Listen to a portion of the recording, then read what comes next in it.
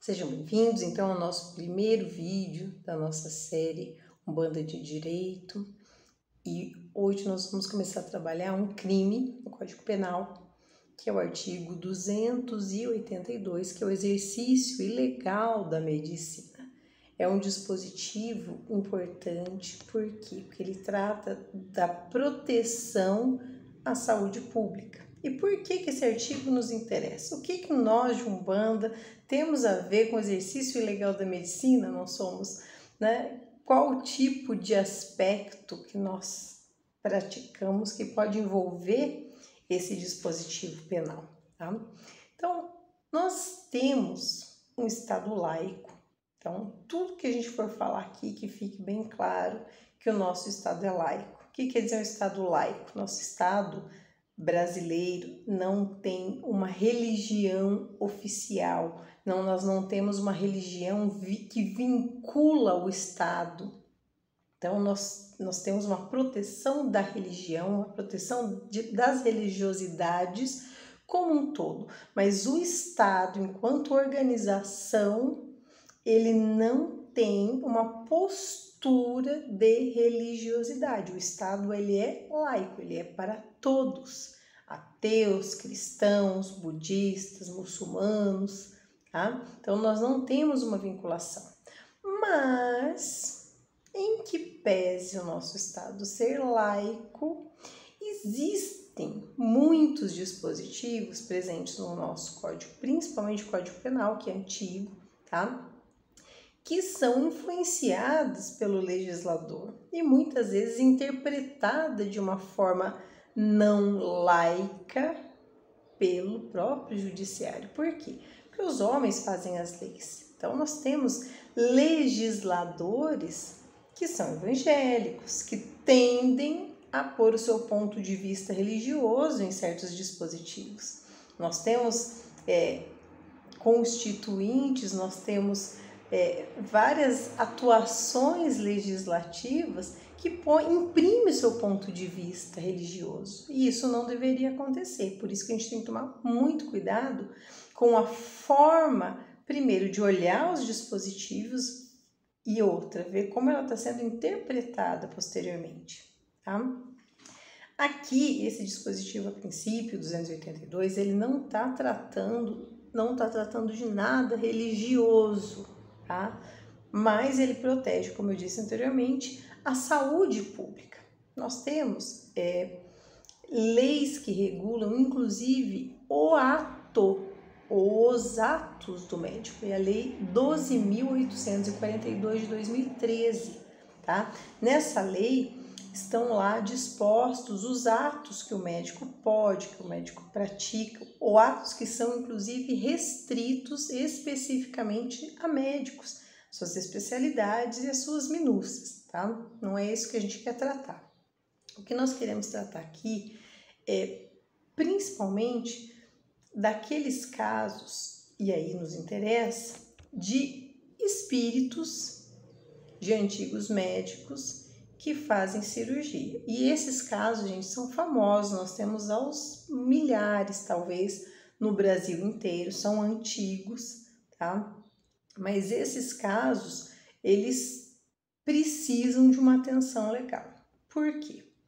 Porque o médico encarnado está submetido à lei que eu mencionei anteriormente. E o médico desencarnado? Ele atua em tese como médico, se denomina médico. Muitos desses espíritos vêm e se apresentam como médico. Sou o doutor fulano de tal. E eles não têm. E aí? Tem que seguir o regramento? O que acontece? Quando se cura, gente, por isso que eu falo, né? Como advogado, eu sempre falo para meus clientes, advogado é para quando as coisas dão errado, né? E existe um outro lado, que é o lado preventivo, que é isso que eu estou tentando fazer aqui nos vídeos. Prevenir para não acontecer. Por quê? Se a pessoa vai lá, num médico, doutor fulano de tal, tá? E esse espírito do doutor fulano de tal cura a pessoa. Provavelmente não vai ter problema nenhum, ela vai ficar muito feliz, muito agradecida, tá? Mas se ela for no médico, doutor fulano de tal, o espírito do médico, e ela não for curada, você pode ter certeza que alguns ou vários vão sair dali querendo uma satisfação. Injustiçados, tem muitos que vão se sentir enganados, e aí é nessa hora que a gente precisa pensar, tá? Por quê? Existem figuras como a do curandeiro, que a gente vai ver posteriormente, que é quando alguém que não tem conhecimento técnico e científico, né, da medicina, ele age para cura. Vamos tratar disso depois.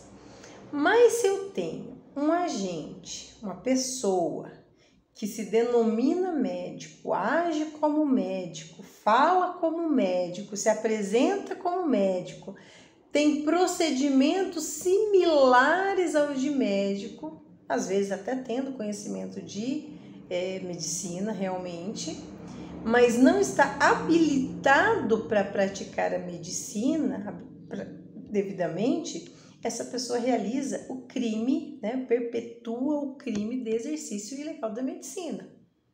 Tá? Nós temos muitos casos desse. Infelizmente, alguns deram problema e problema muito sério. Tem caso de morte, tem caso de condenação, tem médium condenado por este crime, tá? Inclusive condenado no crime e nocível a pagar indenização à família de pessoas que sofreram sequelas, né, ou até que faleceram, em razão desses procedimentos, dessas cirurgias espirituais. Então, nós temos que olhar isso com muito cuidado. Só para vocês terem uma ideia, eu vou colocar aqui, depois eu cito no vídeo a fonte, tem uma decisão do Tribunal de Justiça do Mato Grosso que autorizou a realização de cirurgias espirituais em um centro espírita em Nova Ubiratã, a 506 quilômetros de Cuiabá. Por quê? Porque esse local estava fechado desde 2016. E depois essa juíza, o Tribunal de Justiça do Mato Grosso entendeu, né, que havia uma liberdade religiosa e que ele poderia atender e continuar realizando as suas cirurgias espirituais nesse local, tá? Nós temos um outro caso bem famoso do Dr. Fritz, todo mundo já ouviu falar, né, que se manifestou pela primeira vez na década de 50, por intermédio do médium mineiro Zé Rigó, inclusive, que foi lançado aí agora, recente, né, o filme da história da vida dele, de como tudo que aconteceu. É um filme extremamente interessante, eu recomendo que vocês assistam, tá? E é um caso muito famoso, que ele se tornou mundialmente conhecido e teria operado aí em torno de 4 milhões de pessoas sem nada cobrar, tá?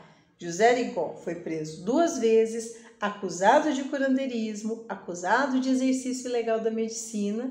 Na primeira vez não chegou a cumprir pena, né? Porque na época o presidente era JK, assinou um indulto de soltura a ele.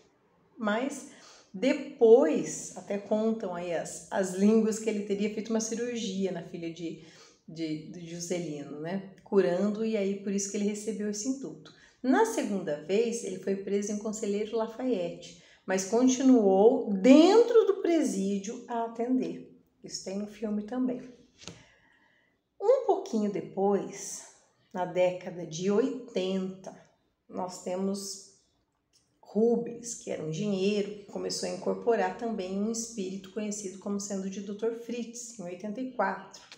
Foi acusado, né, de curandeirismo, estelionato, posteriormente respondeu, foi condenado a pagar a indenização de danos morais por uma cirurgia espiritual mal sucedida. E ele, gente, esse médium, eu me recordo, porque aí nessa época eu já era adolescente, eu lembro que circulava muito, eu era espírita na época, desde os meus 11, 12 anos, Então a gente acompanhava e realmente esse médium começou a ter muitos problemas. Por quê? Porque ele começou a cobrar e aí começou o dinheiro e aí vindo com dinheiro começam a vir os problemas, tá? Então tem muitos outros casos em que não há cortes, tá? E são relatados, né? E muitos médios operam, ter alegado por intermédio do Dr. Fritz, principalmente depois que o Zé Igual morreu, tá? Assim, é muito comum qualquer um que incorpore espírito médio falar que é o Dr. Fritz. Só para deixar bem claro, gente, as condenações por esse crime de exercício ilegal da medicina ocorrem principalmente nos casos mais graves e em que há demonstração de má fé inequívoca. Por que eu estou falando isso? Porque nos demais casos é muito difícil você mostrar um exercício legal da medicina com aquele tipo de procedimento. Então, as cirurgias que não são invasivas, não há corte, não há sangramento, não há ferida, não há lesão, esses casos, eles normalmente não têm consequências. Que é um outro caso que não tem consequência, quando não há cobrança pelo atendimento. Aí isso para a lei, é uma das evidências de que não há má fé. O crime não precisa ter lucro, tá, gente? Esse crime basta praticar qualquer ato privativo de médico, né? Que haveria aí o exercício ilegal da medicina. Mas, não precisa tendo lucro ou não tendo lucro. Mas, quando você observa essa má-fé, esse objetivo de lucro junto com essas condutas, o judiciário, ou seja, quem vai julgar esses casos, tende a não olhar com bons olhos. E nós também não olhamos com bons olhos. Eu sempre falo para os filhos da casa, cuidado com cobrança. O que você recebe de graça, você dá de graça. E os médiuns sérios que eu conheci na minha vida, que trabalhavam com cura, nenhum deles cobrava. E eu conheço casos, tá, pessoalmente, em que a pessoa atendia com cura, incorporava o doutor, não posso falar o nome porque é conhecido aqui na região, tá? E posteriormente, como começou a ir caravana de gente lá para ser atendido, esse médium começou a cobrar. Era uma quantia no início simbólica, mas ele começou a cobrar para aí assim, é sempre assim, é para manutenção da casa, é para manutenção do médium, tá? E ele começou a cobrar e começou a aumentar, tá? A partir do momento que ele começou a cobrar e as pessoas começaram a ir, inclusive até com mais intensidade, esse médium começou a ter problemas. Normalmente tem, tá? Por quê? Não pode cobrar? Olha, gente, cada um tem um ponto de vista, tem muita gente que vai defender isso, mas eu, dentro do meu coração, eu sempre recomendo para meus filhos, não vão nesses lugares que cobrem. Por quê? Porque a cirurgia espiritual é uma prática de caridade. Qual o sentido? Pensa comigo. Qual o sentido de um espírito evoluído que vem aqui para curar os encarnados com o seu conhecimento, seja porque ele foi um médico enquanto vivo ou adquiriu conhecimentos médicos no plano espiritual, tá? Aí ele vai vir aqui para enriquecer o seu médium, é isso? Vai virar uma galinha dos ovos de ouro particular? Você acha mesmo que é esse o objetivo da espiritualidade? Vir aqui enriquecer o seu médium? Não. A não ser assim, não. Então é uma quantia simbólica. Tem alguns casos, não precisam ser radicais. Mas olha, é uma quantia simbólica, são muitas pessoas que, olha, distribuem alimentos, ou então está sendo mantida uma obra, né, de caridade muito grande, né?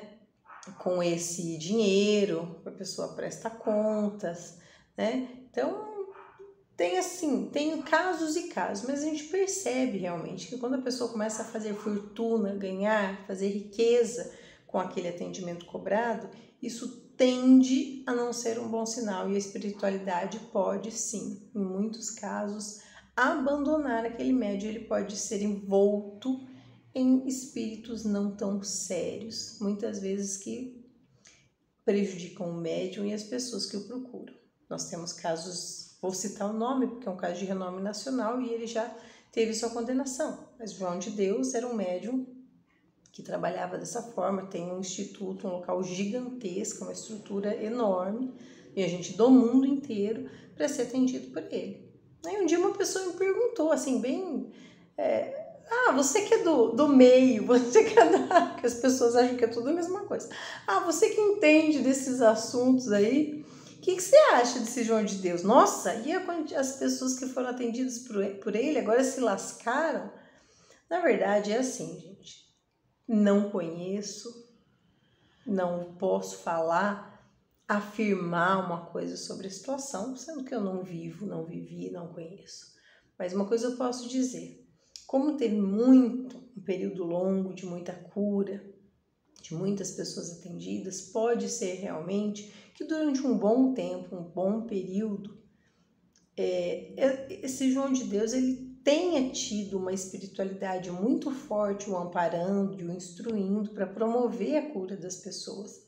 As curas aconteceram, então não era um falsário, não era um enganador. Mas lá pelas tantas, muito tempo, né, passado, o dinheiro, a vaidade e a índole começou a falar mais alto e ele utilizou toda aquela obra, que era uma obra para ser utilizada para ajudar, para expor o seu caráter, as suas falhas de caráter, né, seja no aspecto financeiro, seja no aspecto sexual, e aconteceu tudo o que aconteceu. Tá? Então, até um certo ponto, a espiritualidade deve ter acompanhado e posteriormente não. Então, nós temos que tomar muito cuidado com esses casos, né? Trabalhar sempre com a máxima atenção. Eu já participei de cirurgias espirituais, já na minha família, com médiuns de diferentes estados, de diferentes locais, né? Então, e no meu terreiro eu tenho parte de cura. Então, a gente não pode esquecer também um outro detalhe importante, né? De que nós temos dentro da Umbanda e de muitas outras religiões, não só da Umbanda, como o kardecismo, né? Muitos espiritualistas, nós temos uma liderança fortíssima do Dr. Bezerra de Menezes, cujo filme eu também recomendo que vejam, um filme lindíssimo, é O Médico dos Pobres. E o Dr. Bezerra de Menezes, ele não é exclusividade kardecista, ok? Não se aproprie do espírito, ele trabalha em inúmeras frentes e com várias religiões, inclusive o vô já falou, né? Nós temos uma equipe, não é ele pessoalmente, tá, gente? Mas tem a equipe do Dr. Bezerra de Menezes que ampara e atua todas as casas que trabalham com cura, né? Então, nós temos muitos terreiros que fazem trabalho de cura dentro da Umbanda. Então, os trabalhos de cura, eu não posso falar assim para você, então o trabalho de cura não pode ter corte, não pode ter lesão, senão vai dar problema. Não necessariamente, né? Cada espírito vem com as suas habilidades, com as suas técnicas, aproveitando a técnica e a habilidade também do médium, tá? A forma da energia do médium que vai ajustar o trabalho. Então, não há uma receita, falar assim pode e assim não pode. Mas desde que a gente observe realmente, né, critérios de boa-fé, como não lucrar, não fazer disso um comércio, uma exploração, propagandas excessivas, né, muita publicidade. Então, o médium que realmente vem para atender a população sem cobrar nada. Isso é um bom indicativo. Médiuns que não vêm para atender a sua própria vaidade, que não vêm para atender o seu próprio ego, mas a gente tem que observar com cuidado essas atenções. Nunca, tá? Direcionar um trabalho de cura, sei que tem o seu terreiro, tem um trabalho de cura em um dia específico, nunca dispense o tratamento médico convencional. Inclusive, eu recomendo que, se no teu terreiro tem um trabalho de cura, que seja exposto, divulgado, seja por redes, por mídias, cartazes na própria tenda, que seja distribuído panfleto dizendo para as pessoas que ali frequentam para que não abandonem o tratamento médico convencional e que aquele tratamento, aquela cirurgia, aquela sessão de cura não dispensa o tratamento médico convencional, não substitui o tratamento. Por quê? Você está orientando já aqueles frequentadores que aquilo é coadjuvante. Inclusive, nós não tivemos recente o reconhecimento como coadjuvante no tratamento, a Umbanda e religiões de matriz africanas, como coadjuvantes no tratamento ou na cooperação, no auxílio da promoção de saúde? Sim, isso é oficial, saiu em 2023. Mas isso não quer dizer que você dispensa o tratamento médico para procurar um terreiro para ser curado. Isso jamais pode acontecer e isso jamais pode vir da boca do médium falando ali dentro. Entende a diferença? Então, se o médico incorporado fala assim, não, vem aqui, larga o seu tratamento que eu vou te curar, né? Aí possivelmente você vai ter problema, e deve ter problema, porque a preocupação do legislador é com a saúde pública, as pessoas não podem deixar de ir no médico para ir no terreiro. Vocês entendem como as pessoas perdem a noção? Jamais a pessoa vai deixar de ir no médico, vai deixar de tomar o remédio para ir no terreiro de Umbanda. Terreiro de Umbanda não é um hospital, ele é um coadjuvante maravilhoso, brilhante, que a gente ama, mas ele é coadjuvante. Nós não podemos abandonar nem as regras da terra e nem a medicina da terra. A Umbanda vai aprimorar, vai melhorar, mas não vai substituir. E isso não deve ser dito dentro do terreiro e nem pelos médios que atendem ali. Então é uma cura coadjuvante. E cura? Claro que cura. Só para você, eu vou pedir licença para contar o meu caso. Eu tinha um problema de coração, tá? Razoavelmente raro, se chama Wolfgang, né? Que é um problema congênito, eu tinha nascido com isso. Eu descobri quando eu tinha em torno aí dos 17 anos e eu comecei a ter desmaios, comecei a passar muito mal e eu fui ao cardiologista. O cardiologista fez uma bateria de exames. Eu tenho o exame físico, eu tenho o eletro comprovando o Wolfgang, tá? Do meu problema, um médico antigo, quem era Pongas, experientíssimo. Tenho os exames que diagnosticaram Wolfgang, né? E posteriormente a isso, eu fiz uma cirurgia espiritual, tá? Fiz a cirurgia espiritual com um médium espiritualista. Eu não vou dizer que ele é vinculado a uma religião, aqui em Arapongas, onde eu moro, e nunca mais tive problema sério. Assim, não tive mais desmaios, de vez em quando eu sentia algumas palpitações, mas muito leve perto do que eu tinha. E alguns anos depois eu fui a um cardiologista fazer um check-up, tá? Era um outro cardiologista, porque aquele que eu fiz os exames da primeira vez já havia falecido. E eu falei, olha, eu tenho Wolfgang, né, diagnosticado, assim. Esse médico, ele falou, não, vamos fazer todos os exames de novo, tal, porque, né, o Wolfgang tem que ser olhado com calma, tá? Me explicou lá um monte de coisa, não vou lembrar os termos técnicos, e eu fiz toda a bateria de exame de novo. Aí ele falou, não, você não tem Wolfgang. Eu falei, não, eu tenho o eletro. Ele fez um outro, nossa gente, eu fiz até outra esteira, até aquele negócio que tem que dormir com aquele, né, um dispositivo, fiz um monte de exame. Ele falou, não, você não tem Wolfgang. Eu falei, igual o exame aqui. Ele falou, não sei o que aconteceu. Eu falei, então eu não vou nem te contar, né? Não adianta falar pro médico, falar, eu fiz uma cirurgia espiritual, você tá ele sente, muitos médicos sentem, assim, ofendidos quando você fala isso, né? E eu não tenho nem porquê também ficar falando, mas eu fui curada. Então eu nunca mais tive problema. E foi uma cirurgia espiritual. Não teve corte, não teve agulha, não teve faca, tá? Ele coloca algodão em cima, assim, faz, né, uns movimentos. Eu fiquei de olho fechado, fiz pouco ou quase nada. E ele faz repouso, tem que fazer repouso, né? Tudo certinho. Então eu segui todas as instruções e fiquei tranquilo. Então essa cirurgia, gente, mas jamais eu vou chegar lá e o médium vai falar para mim, olha, eu vou te operar e você não pode mais ir no médico. Então você não desmarca a sua cirurgia que você já tem, entende? Aí está a lesão à saúde pública. O Código Penal, ele não está interessado no que você vai fazer, no que você não vai fazer dentro do seu terreiro. Mas se o teu terreiro começar a afetar a saúde pública, aí você vai cair nesse dispositivo. Aí você provavelmente vai responder por um processo criminal. Entende? A cautela, o cuidado que a gente tem que ter.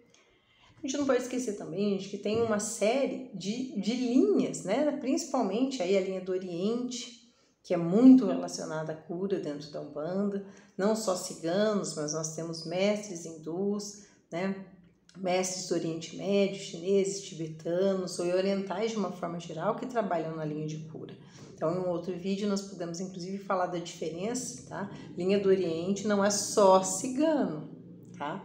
E inclusive na nossa casa o vô já mencionou, falou, né, da nossa necessidade, nós precisamos arrumar o nosso espaço para nós termos desenvolver a nossa linha de cura. Então, isso lá anos atrás o vô já tinha mencionado, tá? Então, nós temos cura dentro da Umbanda, temos trabalhos de cura dentro da Umbanda. Alguns médiuns sentem e sabem, têm um direcionamento espiritual para ter esse tipo de trabalho. Lembrando, gente, que o médium não é assim, acho que vou trabalhar com cura, e não é uma decisão do médium, tá? Vem toda uma programação, uma preparação junto com ele para que isso seja feito, seja desenvolvido. Então, a espiritualidade ela tem todo um aparato ali para conduzir esse médium. Só que esse médium, como eu citei em casos anteriores, esse médium pode se perder, esse médium pode se desorientar, esse médium pode desviar a sua finalidade do seu trabalho, e aí ele tem uma série de problemas, inclusive legais. Então, quer ter trabalho de cura no seu terreiro? Todo apoio nosso enquanto umbandista, com certeza da espiritualidade maior que quer que as pessoas tenham saúde para aproveitar essa vida maravilhosa, mas não descumpra a lei dos homens, ok? Não trate como procedimento médico. Eu deixei de ler, mas eu vou ler agora, tá? O dispositivo. Exercer, ainda que a título gratuito, a profissão de médico, dentista ou farmacêutico sem autorização legal ou excedendo-lhe os limites. Então, percebam que o crime é exercer a profissão de médico. Por isso que eu citei, tá, a lei anterior, a lei 12.842, que fala quais são os atos privativos de médico. Então, quem é que pode prescrever, ministrar, aplicar? Nós temos profissões que regem, tá? Que são regidas para fazer isso. Então, diagnóstico é só o médico que pode fazer, entende? Então, se você tem lá atos privativos do médico praticados por espírito, tá? Esse espírito pode incorrer no exercício legal, sim, da medicina, especialmente quando pede para abandonar, tá? Então, nós temos aqui, mas então se eu já participei, assim, de casos, por exemplo, que o espírito vem dar diagnóstico, teu problema é esse, tá? Então já é crime? Normalmente, os guias falam, tu tá com problema aqui, procura o calça branca lá, o jaleco branco que eles falam, né? O capa branca, procura lá o capa branca, que é o médico da terra. Muitas vezes eles usam esse termo, tá? Às vezes, se for algo ao alcance deles, eles vão fazer e não vão nem falar para a pessoa. Então, são crimes que a gente tem que tomar muito cuidado. Mas tem a liberdade religiosa? Tem. Esse é o outro lado, o outro aspecto. Né? Que vocês vão falar, mas a Constituição não garante? Sim, a Constituição garante a liberdade de culto religioso, inclusive com os nossos passes, os nossos gestos, né? Com todo o nosso ritual religioso. Está amparado pela liberdade religiosa assegurada constitucionalmente. Mas a nossa liberdade religiosa não nos garante o direito de invadir a especialidade médica, entende? Então, uma coisa é você ir no terreiro, tomar um passe, o guia falar, te aconselhar, olha, você está com problema de saúde, vai procurar um médico. Isso está absolutamente garantido constitucionalmente, né? Agora, você vai no terreiro, participa de um ritual dentro da Umbanda e a pessoa fala, não, aqui o médico sou eu, você não vai em médico da terra. Já fico desconfiada, isso é perigoso pro médium e pro terreiro. Ah, e o espírito responde? Não, né, gente? Quem responde é o médium. Entende? O espírito não responde. Para ser sujeito passivo de crime é necessário estar vivo. Mas o médium tá, e ele pode responder sim. Como eu falei desses casos, né? Em que os médiuns responderam por crime de exercício ilegal da medicina. Eu falo da cirurgia porque são os casos mais graves, os casos que tiveram mais repercussão, e o judiciário tende a levar em conta a liberdade religiosa na hora de interpretar o julgamento, interpretar esse dispositivo, para não sair à torta e direito também responsabilizando as pessoas por esse crime, né? Sempre um outro princípio constitucional é o princípio da razoabilidade e da proporcionalidade. O direito penal não vai intervir quando não for absolutamente necessário. Então, os casos, como eu disse anteriormente, mais drásticos, casos que envolvem um perigo maior à saúde pública, possivelmente vão ser submetidos a julgamento, ao judiciário, apreciação do judiciário. Os outros não, ok? Espero perguntas, espero que vocês tirem suas dúvidas. Eu faço isso para que vocês não pereçam enquanto instituição religiosa e enquanto umbandistas. Não pereçam por falta de conhecimento. Eu sei que a realidade nossa dos terreiros é uma realidade muito pobre. Nós não cobramos malemar uma mensalidade para manutenção do terreiro, mas nós não cobramos dízimos milionários. Via de regra, os pais de santo não têm uma vida de ostentação, de mansões e de viagens. Tá? Ah, por quê? Não pode ter dinheiro? Pode, claro, gente. Pai de santo pode ter dinheiro, mãe de santo pode ter dinheiro. Seus homens podem viver explorando a fé dos outros, né? Aí que é errado. Você pode ter a tua profissão, pode ter dinheiro, pode ter suas outras atividades, mas não explorar a fé alheia, tá? Então eu falo isso porque é uma realidade de falta de informação. Nem todo mundo tem, todo terreiro tem um advogado à disposição, né? Para instruir, para orientar, para dar esse tipo de consultoria e esse tipo de alerta. Então eu espero que sirva para todos vocês, eu espero que vocês possam refletir e não se apavorar, tá? Eu disse para vocês os casos mais graves, mas para sempre ter cautela, tomar cuidado na hora de observar. E você que é pai e mãe de santo, observe sempre com atenção os trabalhos da tua casa, porque você também é corresponsável. O dirigente da casa acaba sendo legalmente responsável pelo que os médiuns fazem ali dentro. Então, é responsabilidade do pai e mãe de santo sempre estar de olho, ok? Espero poder ter ajudado e até o próximo vídeo.